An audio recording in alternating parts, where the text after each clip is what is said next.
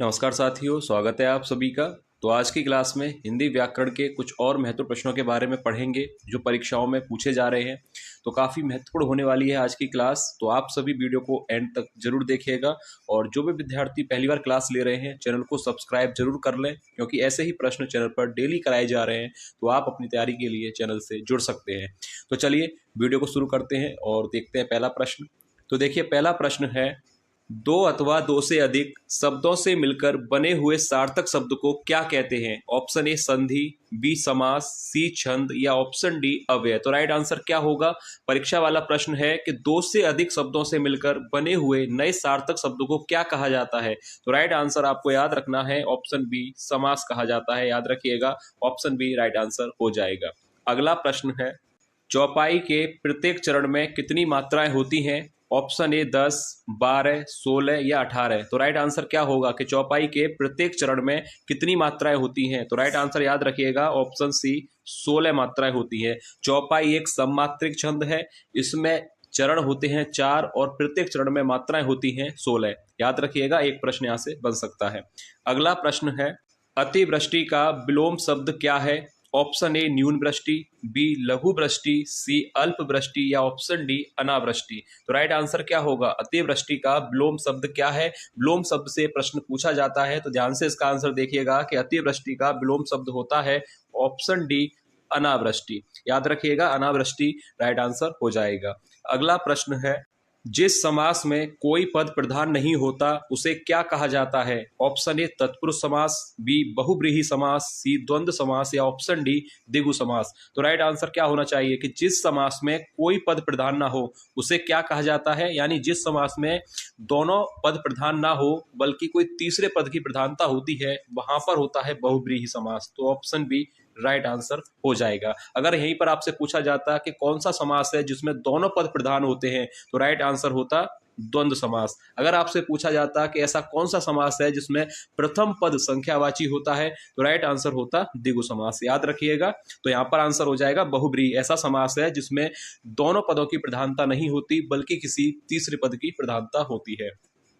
तो right answer होगा option B. अगला प्रश्न है, हिंदी वर्णमाला में कितने संयुक्त व्यंजन वर्ण हैं? ऑप्शन ए 3, 4, 5 या 2। तो देखिए, वर्णमाला में संयुक्त व्यंजन वर्ण आपसे पूछा गया है, तो याद रखिएगा ऑप्शन बी यहाँ पर राइट आंसर हो जाएगा। 4 होते हैं। कौन कौन से होते हैं ये भी आप देख लीजिए। तो देखिए, याद रखिएगा 4 वर्ण कौन कौन से हैं जो संयुक्त वर्ण कहलाते हैं। देखिए, याद रखिएगा 4 वर्ण हैं जो संयुक्त वर्ण कहलाएंगे। तो यहाँ पर अगर प्रश्न आपसे परीक्षा में पूछा जाता है, ये प्रश्न मैंने पहले भी कराया था, तो याद रखिएगा संयुक्त वर्ण आपसे पूछा गया था वर्णमाला में, तो कितने होते हैं? 4। क्लियर है आपको? अगला प्रश्न है, लिंग की दृष्टि से सरसों कैसा शब्द है? ऑप्शन ए पुल्लिंग, बी स्त्रीलिंग, सी उभयलिंग या ऑप्शन डी इनमें से कोई नहीं। तो राइट आंसर क्या होगा कि सरसों कैसा शब्द है? तो राइट आंसर याद रखिएगा, ऑप्शन बी राइट होगा, स्त्रीलिंग शब्द है, क्योंकि सरसों पीली होती है ना कि पीला होता है। तो याद रखिएगा सरसों कैसा शब्द है? तो सरसों स्त्रीलिंग शब्द होगा। अगला प्रश्न है, निम्न में से संख्यावाचक विशेषण है? ऑप्शन ए गरीब, बी कैसा, सी कुछ या ऑप्शन डी कला। तो राइट आंसर क्या होगा कि संख्यावाचक विशेषण इनमें से कौन सा है? तो संख्यावाचक विशेषण भी 2 प्रकार का होता है। तो देखिए, एक होता है निश्चित संख्यावाचक और दूसरा होता है अनिश्चित संख्यावाचक। तो सरल प्रश्न है, तो राइट आंसर हो जाएगा ऑप्शन सी कुछ। कुछ संख्यावाचक विशेषण है पर अनिश्चित संख्यावाचक विशेषण है। याद रखिए। अगला प्रश्न है, शब्द निर्माण की सूक्ष्म इकाई क्या है? ऑप्शन ए अक्षर, बी वाक्य, सी वर्ण या ऑप्शन डी पद। तो देखिए, ध्यान से देखिएगा प्रश्न को कि शब्द निर्माण की सूक्ष्म इकाई आपसे पूछा गया है। शब्द, तो शब्द कैसे बनेगा? शब्द कैसे बनेगा? शब्द बनेगा ऑप्शन सी वर्णों से। वर्ण यहाँ पर राइट आंसर हो जाएगा। तो ठीक है, तो वर्ण यहाँ पर राइट आंसर होगा कि शब्द निर्माण की सूक्ष्म इकाई होगी वर्ण। अगला प्रश्न है, संविधान के किस भाग में हिंदी को भारत की राजभाषा कहा गया है? ऑप्शन ए भाग 15, ऑप्शन बी भाग 17, ऑप्शन सी भाग 18 या ऑप्शन डी भाग 14। तो राइट आंसर क्या होगा कि संविधान के किस भाग में हिंदी को भारत की राजभाषा कहा गया था? तो ऑप्शन बी राइट आंसर हो जाएगा भाग 17 में। याद रखिएगा, भाग 17 में। और आर्टिकल भी अगर आपसे पूछा जाए तो वो भी आपको याद रखना है, आर्टिकल होगा 343। ठीक है, ये भी याद रखिएगा। अगर आपसे पूछा जाए भाग, अगर आपसे पूछा जाए तो 17 होगा, और अगर आर्टिकल आपसे पूछा जाता है तो 343 होगा। ठीक है, क्लियर है आपको। अगला प्रश्न है, कमर कसना मुहावरे का सही अर्थ है। ऑप्शन ए सतर्क रहना, बी दंडित करना, सी दृढ़ निश्चय करना, या ऑप्शन डी कमर में दर्द होना। तो देखिए, कमर कसना मुहावरे का सही अर्थ क्या होना चाहिए? सतर्क रहना, या दंडित करना, या दृढ़ निश्चय करना। तो देखिए, कमर कसना मुहावरे का सही अर्थ होता है दृढ़ निश्चय करना। ऑप्शन सी राइट आंसर होगा। याद रखिएगा, परीक्षा का प्रश्न है तो दृढ़ निश्चय करना राइट आंसर हो जाएगा। अगला प्रश्न है, निम्न में जातिवाचक संज्ञा कौन सी है? ऑप्शन ए गंगा, बी सभा, सी बुढ़ापा, या ऑप्शन डी घोड़ा। तो राइट आंसर आपसे पूछा गया है कि जातिवाचक संज्ञा आपको बतानी है। सरल प्रश्न है और ऐसे भी प्रश्न पूछे जाते हैं, ऐसा नहीं है कि कठिन ही प्रश्न आएंगे। जातिवाचक संज्ञा आपसे पूछा गया है, सरल प्रश्न है, तो देखिए ऑप्शन डी होगा घोड़ा। घोड़ा क्या है? घोड़ा एक जातिवाचक संज्ञा है। बाकी यहाँ पर जो तीन है, गंगा, सभा और बुढ़ापा, इनके बारे में पढ़ लेते हैं। गंगा व्यक्तिवाचक संज्ञा होगी, आपको पता है। सभा क्या होगा? समूहवाचक संज्ञा, और बुढ़ापा भाववाचक संज्ञा होगी। ठीक है, याद रखिएगा। चारों ऑप्शन क्लियर है। अगला प्रश्न देखते हैं, सुख दुख में कौन सा समास है? ऑप्शन ए द्विगु समास, बी द्वंद्व समास, सी तत्पुरुष समास, या ऑप्शन डी बहुब्रीहि समास। तो राइट आंसर क्या होगा? सुख दुख में कौन सा समास होगा? सरल प्रश्न है। ऑप्शन बी यहाँ पर राइट आंसर हो जाएगा। ऑप्शन बी द्वंद्व समास। क्योंकि देखिए, इसको करने की तो ट्रिक भी है, क्योंकि योजक चिन्ह होना चाहिए और विलोम होना चाहिए। ठीक है, अगर आप विग्रह करें तो और या का प्रयोग होना चाहिए। जैसे सुख और दुख, विलोम भी है, योजक चिन्ह भी है, और दोनों पदों की प्रधानता है। तो ऑप्शन बी बिल्कुल सही आंसर होगा। ठीक है, सरल प्रश्न है, द्वंद्व समास सबसे सरल है। अगला प्रश्न देखते हैं, खून खौलना मुहावरे का अर्थ क्या है? ऑप्शन ए परिश्रम करना, बी सांस तेज होना, या बहुत गुस्सा होना, या ऑप्शन डी विवेकहीन होना। तो खून खौलना मुहावरे का अर्थ क्या होगा? सरल प्रश्न है, सभी को आना चाहिए। ऑप्शन सी ही राइट आंसर होगा, बहुत गुस्सा होना राइट आंसर हो जाएगा। अगला प्रश्न है, धन को व्यर्थ ही खर्च करने वाला वाक्यांश के लिए एक शब्द क्या होगा? तो देखिए, सभी टॉपिक से एक एक प्रश्न लिया जाता है ताकि आपकी तैयारी अच्छी तरह से हो सके। तो जो भी विद्यार्थी पहली बार क्लास ले रहे हैं, चैनल को सब्सक्राइब जरूर कर लीजिएगा, क्योंकि आने वाली परीक्षाओं को ध्यान में रखकर ही क्लासेस कराई जा रही हैं। तो आप अपनी तैयारी के लिए चैनल को सब्सक्राइब कर सकते हैं। तो चलिए इसका आंसर देखते हैं कि धन को व्यर्थ ही खर्च करने वाले के लिए एक शब्द क्या कहा जाता है? तो राइट आंसर होगा ऑप्शन सी अपव्ययी। अपव्ययी राइट आंसर होता है, जो धन को व्यर्थ खर्च करे। राइट आंसर होगा अपव्ययी। अगला प्रश्न है, तत्सम शब्द का चयन कीजिए। ऑप्शन ए त्वरित, बी हाथी, सी आलस, या ऑप्शन डी खप्पर। तो राइट आंसर क्या होगा? तत्सम शब्द का चयन करना है आपको। तो देखिए, राइट आंसर हो जाएगा ऑप्शन ए त्वरित। त्वरित तत्सम शब्द है और इसका तद्भव शब्द होता है तुरंत। याद रखिएगा, हाथी, आलस और खप्पर ये तीनों ही तद्भव शब्द हैं, क्योंकि आलस का आलस्य होता है, खप्पर का खरपर होता है। तो यहाँ पर option A he right answer होगा, त्वरित। त्वरित का होता है तुरंत, याद रखिएगा। अगला प्रश्न है, अल्प विराम चिन्ह कौन सा है? ऑप्शंस दिए गए हैं, आपको बताना है इनमें से कौन सा चिन्ह है जिसे अल्प विराम कहा जाता है। तो देखिए, सरल प्रश्न है। देखिए, ऑप्शन ए में दिया गया है विस्मयादि बोधक चिन्ह। ऑप्शन बी में दिया गया है, इसको कहा जाता है अर्ध विराम। याद रखिएगा।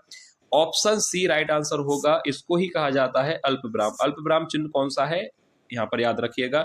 और ऑप्शन डी, इसको कहा जाता है पूर्ण विराम। ठीक है, क्लियर है आपको? विस्मयादि बोधक, इसको कहा जाता है अर्ध विराम, अल्प विराम और पूर्ण विराम। चारों क्लियर है आपको, याद रखिएगा, ऐसे भी प्रश्न पूछा जाता है। तो अगला प्रश्न देखते हैं, निम्न में बहुवचन शब्द नहीं है। ऑप्शन ए बाल, बी दर्शन, सी हस्ताक्षर, या ऑप्शन डी जनता। तो राइट आंसर क्या होगा? इनमें से कौन सा शब्द बहुवचन नहीं है? तो देखिए, बाल, दर्शन और हस्ताक्षर ये तीनों ही शब्द ऐसे हैं जो सदैव बहुवचन में प्रयोग किए जाते हैं। तो राइट आंसर यहाँ पर होगा ऑप्शन डी जनता। ठीक है, याद रखिएगा, जनता बहुवचन शब्द नहीं है, बल्कि यह एक वचन शब्द है। अगला प्रश्न है, उन्मूलन का विलोम शब्द है। ऑप्शन ए आमूलन, बी निमीलन, सी समूलन, या ऑप्शन डी रोपण। तो राइट आंसर क्या होगा? उन्मूलन का विलोम शब्द क्या होता है और ये परीक्षा में पूछा जाता है। याद रखिएगा, उन्मूलन का विलोम शब्द होगा रोपण। ऑप्शन डी राइट आंसर हो जाएगा। उन्मूलन का अर्थ होता है उखाड़ना और रोपण का अर्थ होता है रोपित करना। तो ये एक दूसरे के विलोम शब्द हैं। उन्मूलन का विलोम होगा रोपण। अगला प्रश्न है, स्वेद से उत्पन्न होने वाला के लिए एक शब्द है। ऑप्शन ए अंडज, या ऑप्शन बी पिंडज, सी अवयज, या ऑप्शन डी स्वेदज। तो राइट आंसर क्या होगा? स्वेद से उत्पन्न होने वाला वाक्यांश के लिए एक शब्द होता है ऑप्शन डी स्वेदज। याद रखिएगा। अगला प्रश्न है, कपित्थ का तद्भव शब्द है ऑप्शन ए कपूर, बी कैथा, सी केला या ऑप्शन डी खजूर। तो राइट आंसर क्या होना चाहिए? कपित्थ का तद्भव शब्द क्या होगा? तो ऑप्शन बी याद रखिएगा कैथा। कपित्थ का तद्भव होता है कैथा। कपित्थ एक तत्सम शब्द है और उसका तद्भव शब्द होगा कैथा। याद रखिएगा। अगला प्रश्न है, मुकुंद किसका पर्यायवाची शब्द है? Option A Vishnu, B Shiva, C Surya या ऑप्शन डी कामदेव। तो राइट आंसर क्या होगा? मुकुंद किसका पर्याय शब्द है? तो राइट आंसर याद रखिएगा ऑप्शन ए यहाँ पर सही हो जाएगा, भगवान विष्णु का। मुकुंद किसका पर्याय शब्द है? मुकुंद किसका पर्याय शब्द अगर आपसे पूछा जाए तो याद रखिए भगवान विष्णु का यह पर्याय शब्द है मुकुंद। अगला प्रश्न है, शुद्ध वर्तनी वाला शब्द है ऑप्शन ए चिन्ह, बी विवर्त, सी सूर्य या ऑप्शन डी परीक्षा। तो राइट आंसर क्या होगा? इनमें से कौन सा शब्द है जिसकी वर्तनी शुद्ध है? तो ऑप्शन बी ही राइट आंसर होगा, विवर्त। सरल प्रश्न है, ऑप्शन बी राइट आंसर हो जाएगा। अगला प्रश्न है, जब राम घर में गया तो वहां कोई भी नहीं था, वाक्य में कौन सा कारक है? ऑप्शन ए कर्म कारक, बी कर्ता कारक, सी अधिकरण कारक या ऑप्शन डी संप्रदान कारक। तो देखिए, जब राम घर में गया तो वहां कोई भी नहीं था, तो वाक्य में कौन सा कारक होगा? ऑप्शन सी अधिकरण कारक ही होगा। क्यों? क्योंकि अधिकरण कारक की विभक्ति क्या होती है? मैं। याद रखिएगा, अधिकरण कारक की विभक्ति होती है मैं, और संप्रदान कारक की जो विभक्ति है वह है को और के लिए। याद रखिएगा, ये भी विभक्ति भी पेपर में पूछी जाती है। को और के लिए विभक्ति किसकी है? संप्रदान कारक की। अधिकरण कारक की विभक्ति है मैं, ठीक है। और कर्ता कारक की विभक्ति क्या है? ने। और कर्म कारक की विभक्ति अगर आपसे पूछा जाए तो क्या होगी? हो। ठीक है, याद रखिएगा, ये सभी विभक्ति आपको आनी चाहिए क्योंकि इनसे भी प्रश्न बनता है। तो यहाँ पर राइट आंसर होगा अधिकरण कारक। अगला प्रश्न है, त्र ध्वनि का उच्चारण स्थान क्या है? ऑप्शन ए कंठ, बी मूर्धा, सी दंत या ऑप्शन डी तालु। तो राइट आंसर क्या होगा? तो देखिए, हर वीडियो में एक प्रश्न आपके लिए दिया जाता है, तो ये लास्ट क्वेश्चन है इस वीडियो का। तो राइट आंसर जो भी हो आप लोग कमेंट करके बताइएगा, यानी एक टेस्ट प्रश्न के तौर पर आपको दिया जाता है एक प्रश्न। तो जो भी राइट आंसर हो आप लोग कमेंट करके बताइएगा। तो ये था आज की क्लास का लास्ट प्रश्न। और जो भी विद्यार्थी पहली बार क्लास ले रहे थे, चैनल को सब्सक्राइब जरूर कर लीजिएगा।